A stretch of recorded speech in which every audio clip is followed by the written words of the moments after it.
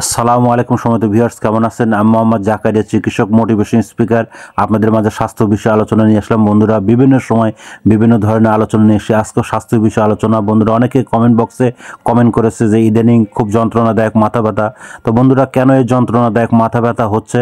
তো এই ভিডিওটা প্রথম থেকে শুরু করে শেষ পর্যন্ত না টেনে অবশ্যই শুনবেন। প্রথমে একটু লাইক দিবেন, সাবস্ক্রাইব করুন, নোটিফিকেশন অন করুন, পেজে ফলো দিবেন, তাহলে স্বাস্থ্য সম্পর্কে নোটিফিকেশন আপনাদের কাছে পৌঁছে যাবে। তাহলে বন্ধুরা, মনোযোগ দিয়ে শুনুন কেন আমাদের এই তীব্র এবং যন্ত্রণাদায়ক মাথা ব্যথা হচ্ছে বা অসহ্যকর, আমরা থাকতে পারতেছি না।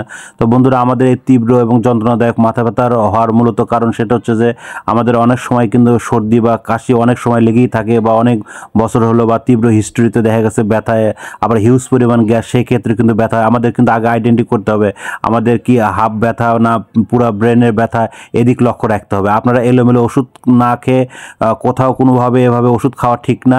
আপনারা নিজেকে ভালোবাসুন, সুস্থ রাখার চেষ্টা করুন। কোথাও যদি কোনো এভাবে অসুখ ভালো না হয়, আমাদের এখানে যোগাযোগ করতে পারেন। এতক্ষণ মনোযোগ সহকারে দেখার জন্য আপনাদের সবাইকে থ্যাংক ইউ, সবাইকে ধন্যবাদ।